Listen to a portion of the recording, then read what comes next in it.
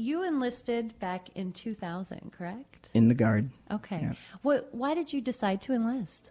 Honestly, I was going to college in Minnesota and not leading the best life, so I decided to move back to South Dakota and needed a new direction, and I thought the Guard would provide that for me, and I pretty much did it on a whim.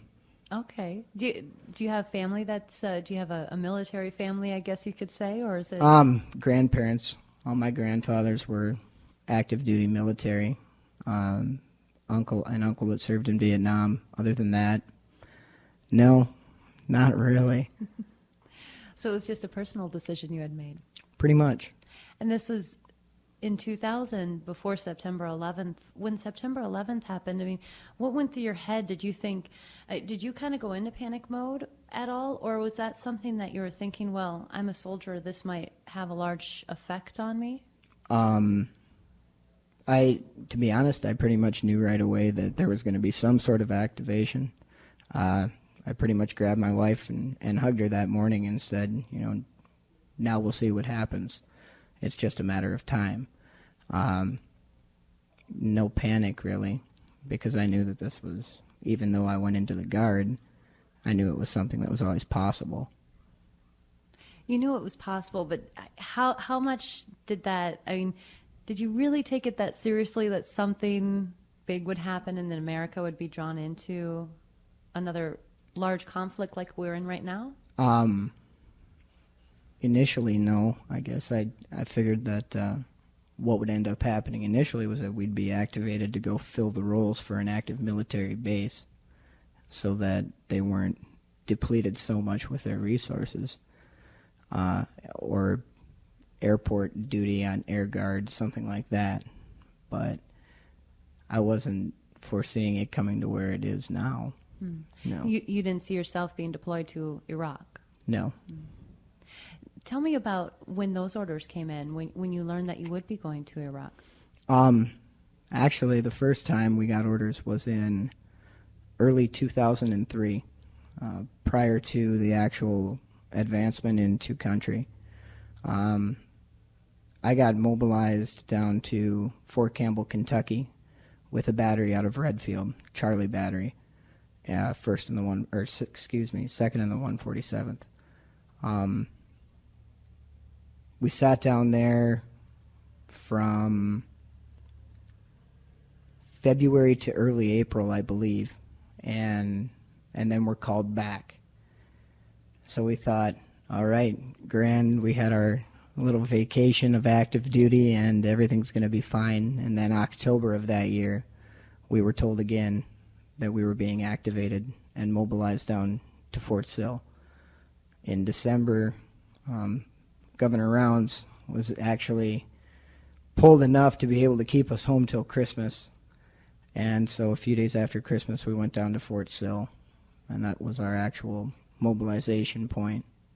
And from there, we were in Kuwait by January, and not right in time to see the Super Bowl, if I remember right. And that was in 2004? Yes, 2004. You're married. You have a wife. How did the discussions go the first time and the second time when you were looking at active duty? I mean, what were those conversations like between the two of you? We tried to sidestep what was actually happening. If anything else, it was more based towards what do we have to do to prepare. We've got to get a power of attorney done. We've got to get a will drawn up. We've got to change accounts over into names. She's got to know I was taking care of the bills before. What has to happen now? Things like that. We weren't really preparing ourselves for the separation, so to say, but what responsibilities had to be taken care of while I was gone. And then, of course, as the weeks turn into days and the days turn into hours, reality kind of slaps you in the face. And at that point in time, there wasn't a lot of talking, more or less just spending time with one another.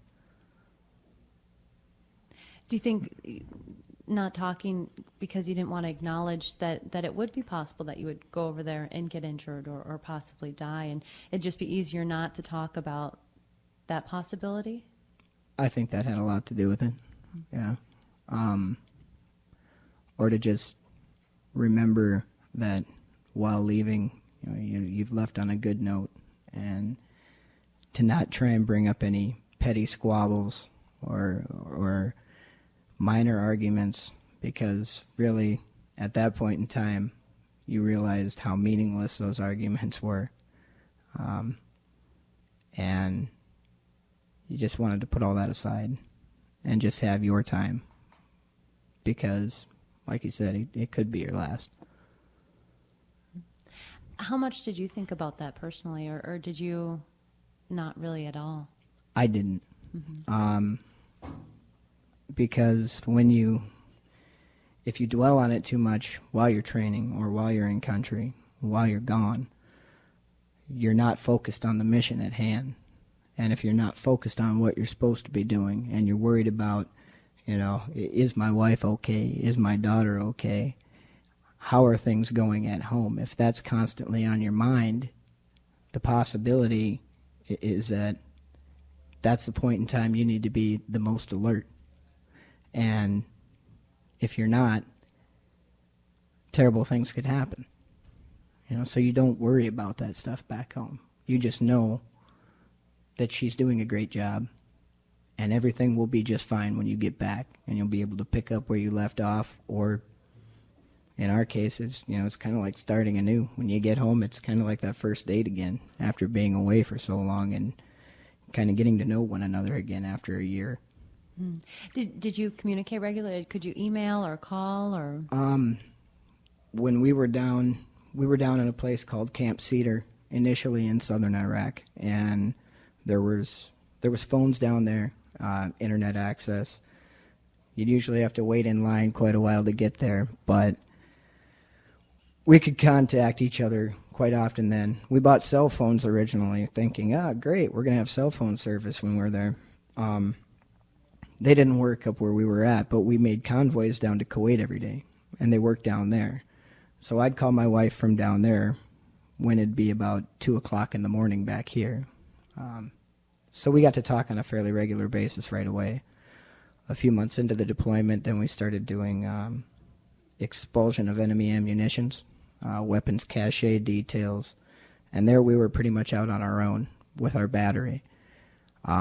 Initially, we had a satellite phone. We were lucky if it worked, 10% of the time it seemed like, and there'd be about a 10-second lag between what you said and what you heard. So then it was, it wasn't so easy to keep in touch for a while. But all in all, it wasn't too bad, not like guys previously had it in previous conflicts. So you weren't writing letters? Or were you? I tried. I'm not much of a writer. We had the same digital camera, so we'd take photos and then mail the memory sticks back and forth, or take video and send the video back, because my daughter was really little back then. She was 2, and I wanted her to keep seeing Dad, keep watching Dad, so she knew who I was and didn't really, forget being that young. Did you have a favorite picture that came through, one that you kept closest to you? I did. I carried a picture of my daughter in my left pocket of my chest. It's just a little picture with an American flag in the background and her wearing a little red sweater with her pigtails. I had that with me wherever I went. You told me a little bit about running convoys to Kuwait and then some of your other work there too. Walk me through what exactly you did, from the time you got in and then to the time that you came back to the States. What your main duties were and the areas that you were within there in Iraq. I mean, not all the details, but an understanding so I can understand what you were doing there. For the first, like I'd stated before, the first couple of months, we were down in Camp Cedar, and that's where we'd go and run a 3-gun truck team. We'd have a front gun truck, a command and control vehicle, and a rear gun truck. And we would secure local national convoys with materials to and from that camp down to Kuwait. We'd get up at about 4:30, 5 o'clock in the morning, go down, get a bite to eat, and go meet them out on the road where they were all lined up and ready to go for the most part. And we'd take anywhere from maybe 15 to upwards of, at one point in time, it was 60 plus vehicles that we were guarding on that route. If everything went smooth, it was about a 3.5 hour drive one way. Usually they're pretty disheveled trucks that we're guarding, so there's breakdown procedures and everything else. But for the most part, it's pretty monotonous. We'd go down to Kuwait, turn around, spend maybe anywhere from 10 minutes to 2 hours down there if there was one waiting for us, and then we'd take another convoy and head back. Or we'd just patrol that area highway if we didn't have any trucks to guard. After that, we went to a place called, right outside of Diwania. That's where we started doing our weapons cache details. We were security for a civilian contracted EOD team. Their job was to work with local nationals that were there inside our perimeter to get rid of any enemy ammunitions that were there. So they did a lot of detonations in place, hauling out to a larger location if the munitions were secure enough to haul. And a lot of the things that we were blowing up was the material that insurgents were using for IEDs. And between those two roles from beginning to end, those were our two main missions. Main part of that basically being the weapons cache duties. Okay. And with the convoy, I'd imagine your largest concern there whenever you're on roads would be IEDs themselves, wouldn't it? Or Yes. Did you have any situations where your unit was in danger directly, or? Our unit, yeah. I was lucky enough that the only major incident that we were involved in, we actually avoided. We found the ammunitions beforehand and quarantined the highway off and called in EOD to take care of it. For some reason or another, our battalion in overall was very lucky. It always seemed to me like 24 to 48 hours after we left someplace, things would get a little hairy. I grew up Catholic, going to Catholic school. I'm not necessarily practicing, but I brought a bottle of holy water with me. And before we left Kuwait, I went through the line and I blessed every vehicle in the middle of the night. I didn't know how many people would think, yeah, look at this crazy guy out here. But sometimes you find your spirituality when you're in situations like that.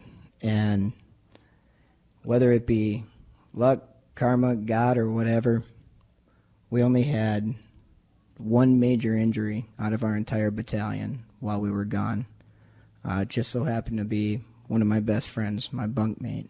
But everybody else made it home all right. Even when things got hairy on the road a couple of times, or at the sites, nobody ever got seriously injured by incoming mortar rounds or IED attacks. That's fabulous. That's great. Tell me about your friend, though. He, Sergeant Lacine, we were out on a MSR patrol doing convoy security one day, and if I remember things correctly, that morning, my convoy team was supposed to head out before his, but I hadn't had breakfast yet, and I was hungry. So, they said, we'll go ahead and take it. I went to run back and get a hard-boiled egg. we were following. I don't remember how that went exactly. Anyways, he'd always been the type of guy, still is the type of guy who's been willing to help other people when any situation comes about. And they had this local national had a ramp on their trailer from the semi that was stuck down, so they had pulled the convoy over. And when they had to bring the ramp back up, there was a torsion bar that usually holds them up that was stuck down. And there was a malfunction with it. Somehow when he bent over, the local national pulled a release, and he took about 3,200 pounds of pressure to his left ocular cavity, and it hit him in the skull. It was, just one of those, it was non-combat related. It was him getting out, trying to help somebody out in a moment of need because they had to get going. The longer you sit on the side of the road, the more you're just a sitting duck. And, ended up having, some brain damage from it, and was in Walter Reed and out in Minneapolis for quite some time. He's doing great. He's doing great now. He's still married, has a baby boy. He's about to turn 1. And he and his wife are living life, so everything ended up just fine. Even with that being, and that was our worst injury in our entire battalion. Do you still talk to him? Do you still go see him? I hear from him when he's in town. We kind of drifted apart a little bit, unfortunately, but whenever he's down at the VA, they make it a point to stop in and see me, or call in and see me, and see how big his baby's getting and how he's doing. They're doing outstanding, though. Tell me, is there one story, maybe it's your favorite story from your time over there, something that was a good moment, something that was fun, or something that was great, or maybe interacting with the Iraqi people and having an experience there? Depending upon what village you went through or what city you went through, it was it was different with each place. In some spots you got your thumbs up and your hey mister, America's good. Excuse me. In other areas you got nothing but glares of hate. If anything else, the children over there were the highlight of anything. Not being around my own daughter, you could drive by the most rundown backwoods neighborhood, so to say, and you see these kids coming out with no shoes, dirty, with nothing to their name, but they've always got a smile on their face, a thumbs up for you, a high five. Granted, most of the time they wanted candy or pop from you, but just to see them smiling, not knowing necessarily what they don't have, but happy to have what they do, it made me appreciate what I've got a heck of a lot more. For the people that you said would glare at you, the glares of hate, how did that make you feel? No real feeling. Obviously you just keep an eye on them a little bit more and drive on and do your job. That's it. You can't take it personal. We're in their land. I probably wouldn't like it too much if somebody came knocking on my back door either with a bunch of military equipment. So you just let that go. Mm-hmm. How fearful were you on a regular basis? Was it something that you were scared a lot, or? No. To be honest, even at points when mortars are dropping, or that your life may be in danger, you don't have time to be scared, I guess, if that makes sense.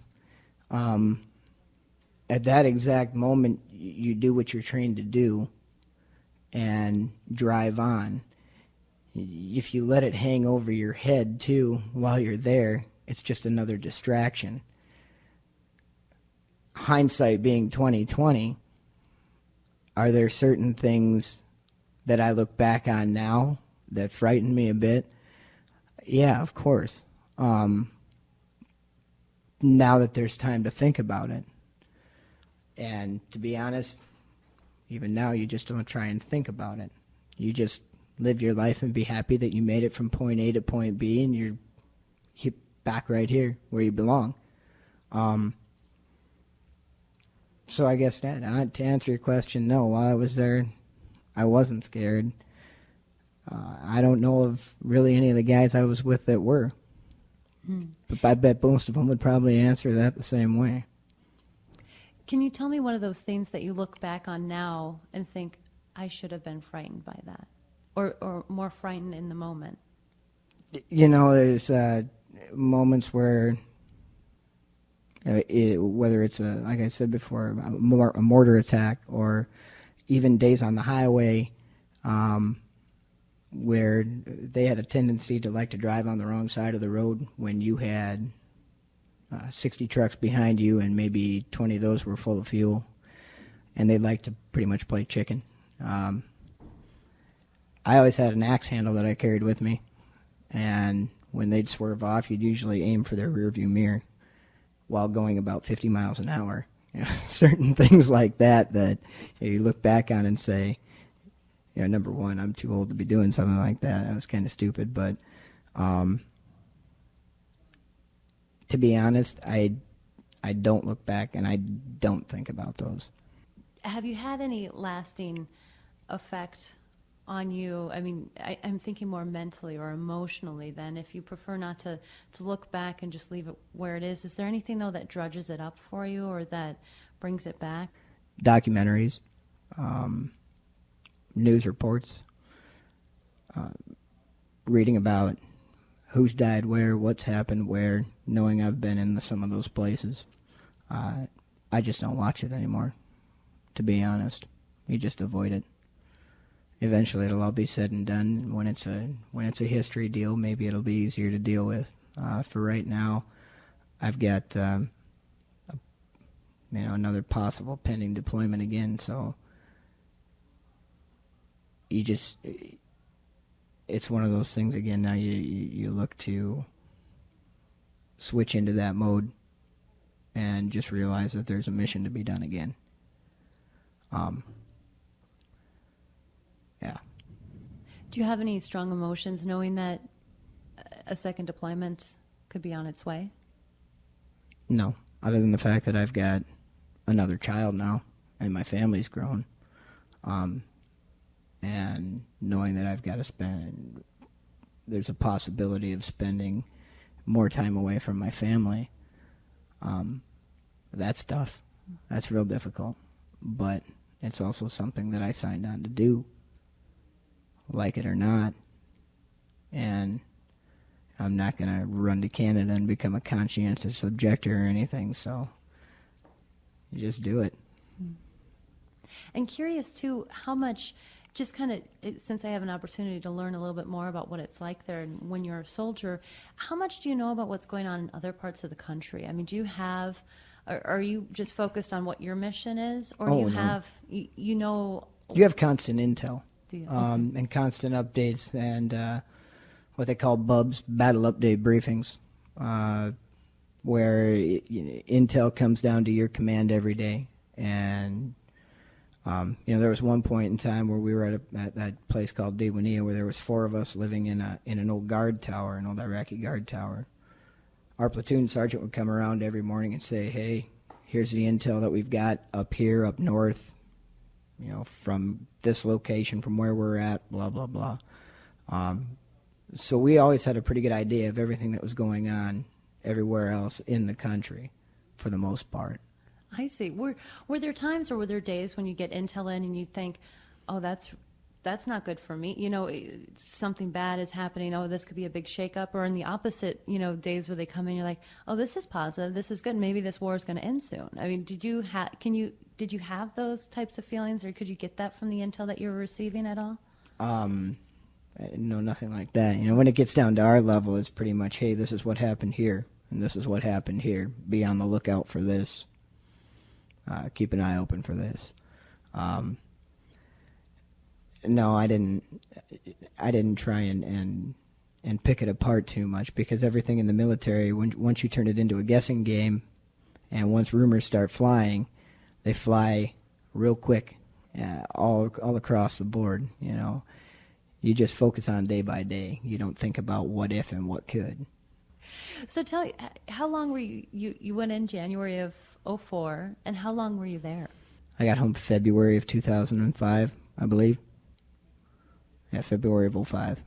And what was that like? Tell me about coming home. It was surreal, really, because you've been so used to. It's funny, and I can never really comprehend or understand how approximately 1 year of your life can change you so much and can change everything as much as it does. Because the second you step off the plane and you realize, hey, I'm home, you don't really believe it. But when I picked up my daughter and she just hugged me and put her head down on my shoulder and wouldn't let me go for 2 days, that's the best feeling in the world. Getting a first kiss from your wife again, that's good stuff. Do you remember, did your daughter say anything? She just said, I love you, Daddy, and then put her head down. And that was about it. And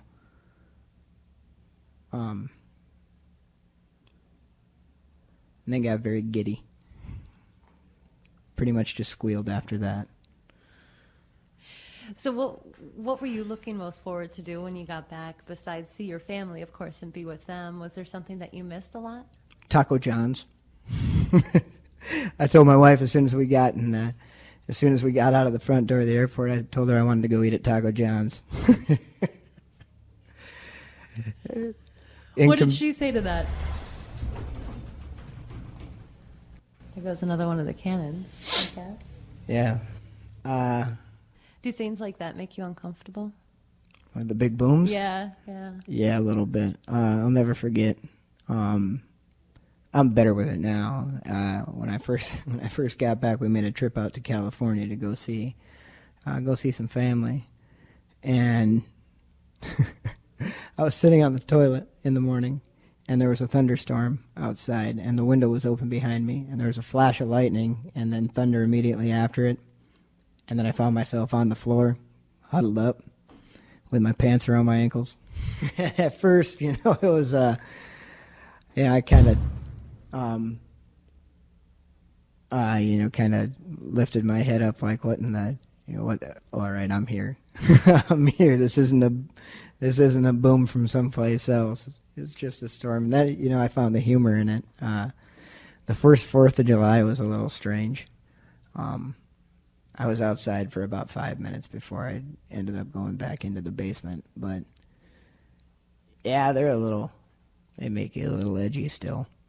How long did you take a break from work then, or did you go right back in and find a job? I took a break for about a month. I worked for the Brown County Sheriff's Department then as a correctional officer.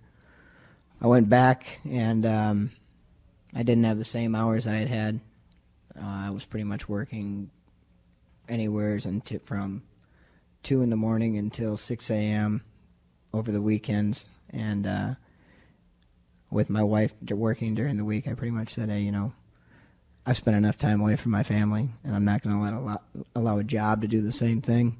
So I started working at a pharmaceutical company up in Aberdeen before I ended up where I'm at now, working for the South Dakota Division of Veterans Affairs, doing possibly what I consider to be the best job ever, helping veterans.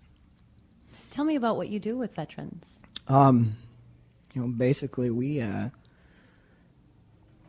there to be a watchdog, so to say, over the VA, to help veterans understand laws, rules and regulations of the VA, to help them get compensation for any injuries or illnesses they had while on active duty, to help give pension for a lot of veterans who are financially in need, meet the qualifications for it, and to help them deal with the hospital too, because it can be a confusing system if somebody's just walking into it.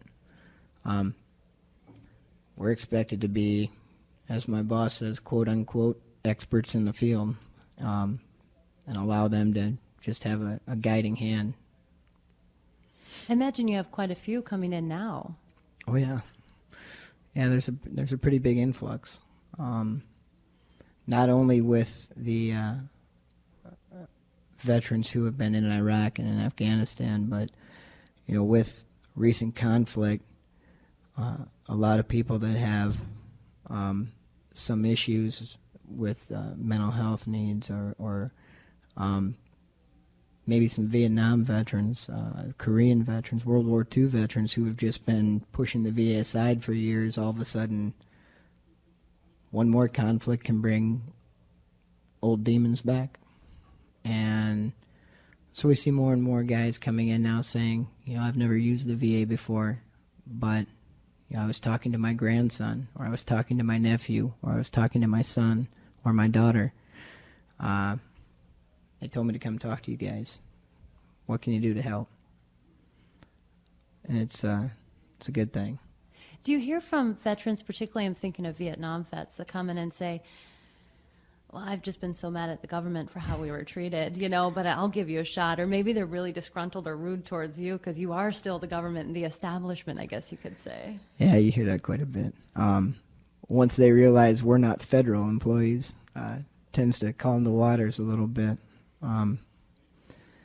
And really, when they're sitting down, you have to be a veteran to work in our office.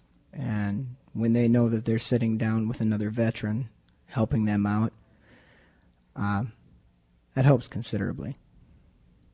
Do you find that often they want to share their story with you and they want to know about your experience too, or? They do. They do quite a bit. When I first started, I was intrigued, very intrigued by, especially, and still am, with the World War II veterans. For the most part, a lot of these guys haven't asked for anything, haven't gone in to get help for anything forever, and just, for the most part, a lot of them just want maybe hearing aids or just to see a doctor to get in with some health care. And they're always very appreciative of the work you do. Even if you can't accomplish something for them, trying your hardest, it's always come with a smile, a handshake, and a kudos. So, I kind of got off track there. What was the question? Just if you share about your story and they share theirs, yeah. Yeah, we do a little bit. We're pretty busy now. It's constant. We're constantly doing something. I don't have as much time as I'd like, but fortunately, we've got the time to make. I don't rush anybody through the door, nor do any one of us that work in there. If somebody needs to sit down and share their story, if they have things they have to get off their chest that's been there for years, we're not counselors, but by all means, if they need us to be the ear to listen, then we're there for that. Do you think it's helped you at all to learn from those who have fought in other wars, or maybe the experience that others have had in Iraq or Afghanistan? I think it's helped me deal with some things. Kind of the compare and contrast of how things were as compared to how they are, and to find the common ground with everything. Really, World War II was World War II. It wasn't Korea. It wasn't Vietnam. It wasn't Desert Storm. It wasn't what we're in now. All of them share unique characteristics, but the one thing they do all share is the camaraderie and the overall effort behind what was trying to be done and trying to be accomplished with each one of those. I'm sure you've heard plenty of soldiers say it, and even though you're being paid by your country, You're not necessarily working for your country. While you're there, you're working to look out for the person to your left and the person to your right. A lot of times you don't have time to look out for the person in the middle, so that you hope the man to your left and your right is looking out for you. And that goes on from generation to generation. And when you see that there's that common ground and that camaraderie between all these different conflicts and veterans from these conflicts, every now and then you have somebody say, well, my war was this. Yeah, it was. And mine is this. But war is war. And either way you look at it, it's it's not meant to be fun. It's not meant to show who had more valor than the next. You go and do what you're supposed to do, and hope that you come home.